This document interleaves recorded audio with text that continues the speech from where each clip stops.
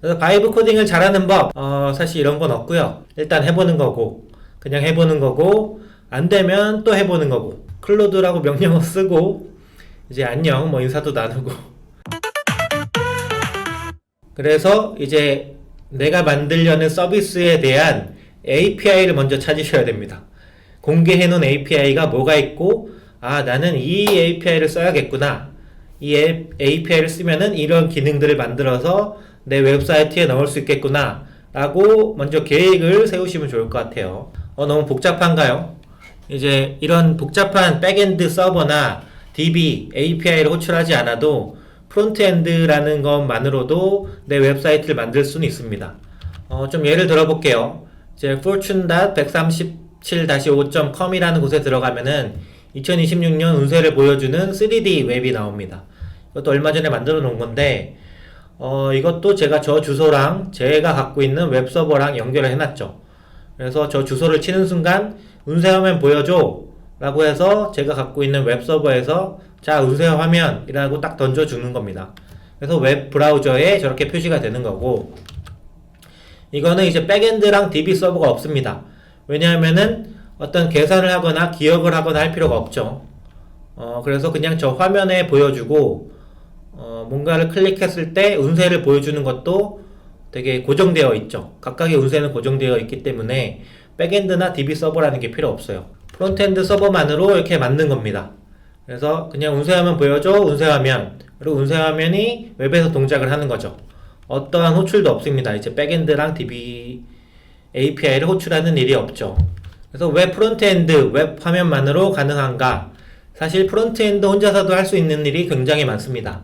예를 들어 버튼을 눌렀을 때 뭔가 애니메이션이 된다거나, 팝업 창을 열고 닫기, 아니면 탭을 전환한다던가, 아니면 회원 가입할 때 이메일 형식을 체크하고 뭐 이런 것들이 있을 수 있고, 리스트를 삭제하거나 보여주기, 로딩하면 보여주기, 좋아요를 눌렀다 인 것처럼 화면 바꾸기, 뭐 이런 것들이 가능하죠. 그래서 임시로 리스트를 추가 삭제하는 거예요. 뭔가 그거를 기억하고 있는 게 아니라 임시로 리스트에 넣은 것처럼 보여주기, 임시로 삭제된 것처럼 보여주기, 그리고 좋아요를 눌렀다 인 것처럼 화면만 바꿔서 보여주기죠. 이제 좋아요를 누르면은 빈 하트에서 이제 빨간색 색이 들어간 하트로 바꿔주기, 뭐 이런 게 가능하죠. 그런데 이제 화면을 리프레시 하면은 좋아요를 누른 거가 없어지겠죠. 좀 더 설명을 해볼게요. 그래서 언제 서버 DB가 필요할까요? 아래 내용 중에 하나라도 해당되면 백엔드 서버가 필요합니다. 만약에 내가 올린 글이나 내가 뭔가를 한 행동이 다른 사람도 똑같이 봐야 돼. 그러면 서버라는 게 필요하죠. 댓글을 남기거나 채팅하거나 뭔가 협업을 같이 하거나 할 때, 그리고 리프레시를 하거나 뭐 내일 한 달 뒤에 다시 와도 그 기록이 남아 있어야 된다. 뭐 글이나 주문 내역, 뭐 내 설정들 다른 기기에서 접속해도 똑같이 보여야 된다. 핸드폰에서 보다가 내 PC에서 보면 다른 화면이 나오면 안 되죠. 그럴 때는 이제 백엔드 서버 DB라는 게 필요합니다. 그리고 돈이나 재고, 포인트, 랭킹 이런 것처럼 어떤 공식적인 중요한 기록들은 백엔드 서버가 필요하고요. 그리고 또 권한, 보안, 규칙, 어떤 판단들, 로그인을 해야 되거나 뭔가 성인 인증을 해야 되거나, 아니면 아까처럼 ATM에서 5만원을 뽑았을 때 100만원이라는 어떤 보안을 해야 되면은 백엔드가 필요합니다. 그래서 프론트 백엔드 좋아요 기능을 좀 비교를 해보면은, 프론트에서 누르면은 하트가 빨개지고 숫자는 올라가겠죠. 그런데 웹을 새로 고침하거나 모바일에서 보거나 하면은 다시 원래대로 돌아오겠죠. 그런데 백엔드가 있으면은 좋아요 하는 순간 이제 좋아요 하나 더 추가해줘 하면서 DB에 기록이 저장됩니다. 좋아요가 2다, 3이다 이렇게 하기 때문에 어디서나 누가 들어와도 그거는 좋아요 2, 3으로 추가가 된 걸 볼 수가 있습니다. 그래서 프론트만 있는 거랑 백엔드만 있는 거랑 다르다 라고 생각하시면 될 것 같아요. 그래서 아까 예를 들었던 ATM 화면에서 돈을 뽑았어요. 그런데 출금 완료라고 이제 띄울 수 있죠. 가짜로 띄울 수 있죠. 프론트엔드만으로 가능한 거예요. 그런데 실제로 잔액이 줄어드는 거는 은행 서버의 백엔드랑 DB만 할 수 있는 거예요. 프론트는 화면을 바꿀 수 있고, 백엔드는 세상 글로벌한 전체를 바꿀 수 있죠. 그래서 다른 사람, 아니면 내일 들어왔을 때 또 하는 거, 아니면 돈이나 어떤 권한 이런 것들이 필요하면은 어떤 프론트엔드 화면만으로는 부족하고 공식 기록과 어떤 판단, 그렇기 때문에 그게 백엔드랑 DB가 필요한 이유입니다. 좀 이해가 되신지 모르겠네요. 그래서 내가 만드는 서비스가 프론트엔드만으로 가능한지, 이거는 서버랑 백엔드까지 다 필요한 개발인지 바이브 코딩을 하기 전에 한번 생각을 해보시면 좋을 것 같아요. 그러니까 어떤 웹사이트를 개발한다고 외주를 준다고 쳐도 이제 프론트엔드만 있는 외주와 백엔드와 서버까지 있는 외주는 다르죠. 예를 들어 프론트엔드 개발만 하면은 뭐 2,300만원짜리인데 로그인을 해가지고 어떤 리스트를 보고 어떤 동작들을 해야 돼. 그러면은 2,300만원에서는 안 되죠. 최소 뭐 1,000만원, 2,000만원, 뭐 1억 이런 식으로 복잡해질수록 서버랑 DB가 복잡해지고 API 호출하는 과정이 복잡해질수록 그 외주 가격이 굉장히 비싸지겠죠. 그래서 내가 만들려는 웹사이트가 프론트엔드만으로 가능한지 백엔드 서버가 필요한지 한번 생각을 해보시면 좋을 것 같아요. 자, 그러면은 웹 화면, 이제 프론트엔드라는 거는 어떻게 만들어질까요? 아까 처음에 나왔었죠, 잠깐. HTML, CSS, 자바스크립트라는 언어로 만들어진다. 이 세 개가 삼총사입니다. 프론트엔드를 만들 때는 꼭 필요한 세 개의 언어예요. 그래서 HTML이라는 거는 이제 웹에 뭐가 있는지, 글자가 있는지, 뭐 버튼이 있는지, 음악을 플레이하는지, 뭐 이런 것들이고, CSS는 그 글자랑 버튼의 색, 크기, 위치, 플레이어의 어떤 크기나 어떤 색이나 뭐 이런 걸 바꿀 수도 있고요. 이제 자바스크립트가 어떻게 반응하는지, 예를 들어 플레이어의 플레이 버튼을 눌렀어. 그럼 재생을 해야 돼. 그리고 뭔가 버튼 눌렀어. 로그인이 돼야 돼. 그런 것들은 이제 자바스크립트로 만들어야 됩니다. 좀 어려우니까 예시를 한번 들어볼게요. HTML이라는 거가 이런 꺽쇠로 표현이 됩니다. 그래서 꺽쇠 H1, 꺽쇠 div 뭐 이런 것들을 하는데 바이브 코딩에서 모르셔도 돼요. 그냥 HTML은 이런 꺽쇠 안에 뭔가를 데이터를 넣어서 보여준다. 그래서 H1이라는 거가 헤딩이라는 건데 가장 큰 글자예요. H1, 헤딩이라는 거에 안녕이라고 써가지고 HTML을 만들었어요.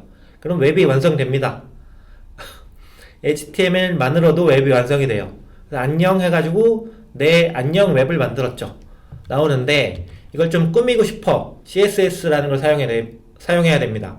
이제 컬러는 파란색으로 하자 라고 하면은 안녕이 파란색이 됐죠. 그러면 자바스크립트 h1.click h1을 클릭하면은 alert를 해주자, 알려주자, 클릭했다고 알려주자.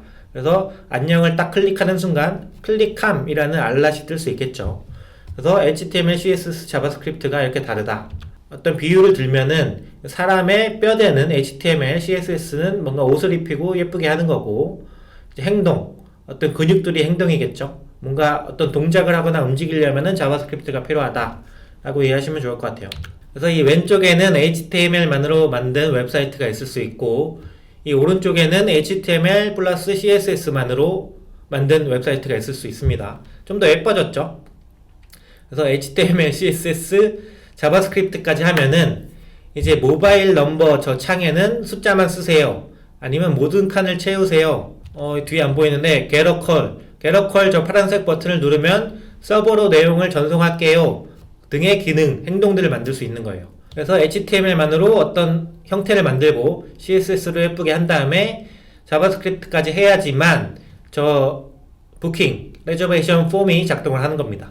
사실 이 HTML, CSS, 자바스크립트는 뭐 이해하기는 어렵지 않으신 것 같아요. 그러면 한번 실제로 코딩을 해봅시다. 모르겠습니까? 이제 바이브 코딩이라는 걸 해볼게요. 그래서 바이브 코딩을 잘하는 법, 핵심 원칙 5가지가 있습니다. 사실 이런 건 없고요. 좀 이런 게 필요하지 않다고 생각합니다. 일단은 바이브 코딩을 잘하는 방법은 일단 해보는 거고, 그냥 해보는 거고, 안 되면 또 해보는 거고, 안 되면 또 해보는 겁니다. 저도 뭐 원칙이나 뭐 이런 거 없이 그냥 시작을 했어요. 그냥 바이브 코딩을 시작하고 얘랑 대화를 하면서 그냥 뭔가 만들었습니다. 여러분들도 바이브 코딩을 하고 싶으신 분들은 일단 시작하세요. 바이브 코딩을 시작하시면 이게 이렇구나, 이게 이렇게 하면 안 되는구나를 깨달으실 겁니다. 그 다음에 이제 이런 핵심 원칙 5개를 봐야지 좀 이해가 되는 것 같아요. 그래서 뭔가를 좀 바로 이해하려고 하시지 마시고 바로 시도를 해보면 좋을 것 같아요. 의도적으로 덜 구체적인 프롬프트를 넣을 때 또 예상하지 못한 솔루션을 발견하기도 합니다. 그래서 완성된 거를 목표로 하지 말고 바로 시작을 한 다음에 어떤 반응이 나오고 어떤 게 만들어지는지 한번 경험을 해보시면 좋을 것 같아요. 자, 바이브 코딩 해봅시다. 바이브 코딩 하는 거가 수많은 AI가 있죠. 그 중에 클로드 코드가 가장 성능이 좋고, 저도 클로드 코드를 사용합니다. 제미나이나 GitHub 코파일럿, 그런 많은 어떤 AI 코딩 어시스턴트가 있는데, 일단은 오늘은 클로드로 얘기를 하고, 다음에 다른 거를 비교하는 것도 한번 올려볼게요. 일단 클로드라는 거를 치면 시작이 됩니다. 터미널이라는 거가 좀 어려우신 분들도 있으실 텐데, 이거는 찾아보면은 클로드 시작하기, 클로드 코드로 바이브 코딩 시작하기 라는 게 많으니까 한번 설치를 해서 바로 시작을 해보시면 좋을 것 같아요. 그래서 클로드라고 딱 치면은 시작을 합니다. 이제 내 웹사이트 만들어줘 라고 저 대화창에 이제 치면은 이거를 바로 만들어줍니다. 아까 잠깐 설명드렸던 HTML이죠. 이런 꺽쇠가 있고 그 꺽쇠 안에 이런 데이터들을 넣으면은 어떤 웹을 만들어주는 거죠. 그래서 내 웹사이트 만들어줘 하니까 이제 바로 HTML 만들어주네요. 그리고 예쁘게 꾸며줘 라고 하니까 CSS라는 걸 넣었어요. 그래서 HTML이 되게 예쁘게 됐죠. 그 다음에 버튼을 누르면 색이 바뀌었으면 좋겠어 라고 하니까 이제 자바스크립트를 만들어줬어요. 그래서 이 아래 보이시는 저 동그라미 버튼들을 누를 때마다 뒤에 색깔이 바뀌고 어떤 안에 있는 버튼들도 색깔이 바뀌죠. 그래서 서버에 올려줘 라고 하면은 다른 사람도 볼 수 있게 이제 내 컴퓨터에 있던 거를 어떤 특정 서버에 올리게 되겠죠. 그래서 바이브 코딩 내 사이트 만들기 성공. 바로 3번만으로, 사실 저것도 3번도 제가 나눈 거고, HTML, CSS, 자바스크립트 설명하기 위해서 한 번의 명령만으로 바로 내 웹사이트를 만들 수가 있어요. 그래서 이제 서버에 올려줘 다른 사람들 볼 수 있게 이게 무슨 말이냐 라고 하시는 분들도 있으실 텐데, 이제 배포하고 서버의 개념을 좀 아시면 될 것 같아요. 로컬이라는 거는 내 컴퓨터에서만 돌아가기 때문에 다른 사람들은 접속을 못합니다. 내 걸 볼 수가 없는데, 이제 배포라는 걸 하게 되면은 이제 인터넷 어딘가 서버에 올리게 돼가지고 그 배포된 웹을 누구나 볼 수 있어요. 그런데 여기를 찾아오게 하려면은 이제 예쁜 주소를 붙일 수 있겠죠. 137-5.com이라는 것처럼 뭔가 mySite.com이라는 거를 도메인 주소를 붙이게 되면은 이제 그 서버에 있는 거를 많은 사람들이 접속을 mySite.com이라는 거에 접속을 하면은 다 볼 수가 있습니다. 자, 이렇게 해서 서버에 배포를 했어요. 근데 이제 이 내 자기소개를 고치고 싶습니다. 예를 들어 나는 코딩을 좋아하는 사람입니다. 이런 글들을 이제 내 사이트 가서 고치고 싶어요. 그러면 수정 버튼을 넣을 수 있겠죠. 그래서 안녕 내 소개야 취미도 수정되지 하하하 이렇게 수정을 했어요. 그런데 다시 새로 고침하니까 옛날 안녕하세요 저는 코딩을 좋아하는 사람입니다로 다시 바뀌죠. 이제 웹사이트로 수정 버튼을 눌러가지고 수정을 했는데도 불구하고 새로 고침하니까 다시 원상태로 돌아오는 거예요. 이게 아까 말했던 그런 백엔드 서버가 필요한 이유죠. 원래 있던 소개와 바뀐 소개에 대한 어떤 상태 값들을 기억을 해야 된다. 그래서 수정한 내 소개, 취미 내용, 버튼 클릭 횟수, 로그인 여부, 장바구니 목록, 뭔가 이런 많은 상태 값들을 기억하려면은 프론트엔드 상태만으로는 안 되고 DB 상태, 백엔드 상태라는 게 필요하죠. DB의 어떤 것들을 저장해가지고 그걸 불러오는 거가 필요합니다. 이것도 똑같이 그냥 클로드 코드한테 명령을 하면 됩니다. 새로 고침하니까 사라지네. 어떻게 해야 돼? 하니까 얘가 저장 기능을 구현하는 방법이 몇 가지 있다고 하네요. 일단은 저는 2번 이 서버 DB를 사용해서 하겠다라고 할게요. 또 많은 것들이 있는데 사실 서버 DB를 사용하는 게 정석입니다. 서버 DB로 구현하자 라고 하니까 얘가 백엔드 DB를 추가 완료했다고 해요. 그래서 DB에 이 내용들이 잘 저장되고 새로 고침해도 잘 유지가 되는 걸 볼 수가 있습니다. 그래서 안녕 내 소개야 취미도 수정되지 하하하하 이렇게 내가 수정을 하게 되면은 그거가 저기 보이시는 그 DB에 저장이 됩니다. 그래서 인트로 허비라는 이런 거 안에 저장이 되는 거고, 그래서 DB에 또 다른 사람들 추가하고 아래에 있는 이 동그라미 버튼들을 클릭할 때마다 이 데이터를 바꿔보자 라고 하니까 5명을 추가했네요. 김민수, 이지은, 박준혁 이런 사람들 추가해가지고 아래 버튼을 누를 때마다 바뀌죠.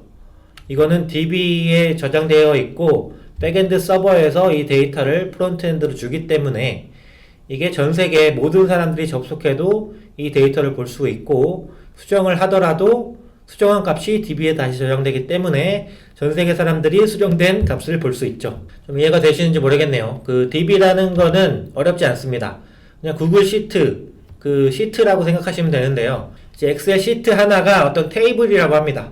어떤 시트 하나를 테이블이라고 쳤을 때 이제 컬럼은 이제 이름, 나이, 이메일 이런 세로줄이죠. 세로줄이 어떤 데이터를 넣거냐라고 하는 거가 컬럼이고, 이제 로우, 이제 가로줄이 엑셀 행이죠. 하나하나 어떤 회원들의 데이터들이죠. 그래서 회원 테이블에 이메일 컬럼을 추가해줘 라고 말할 수 있겠죠.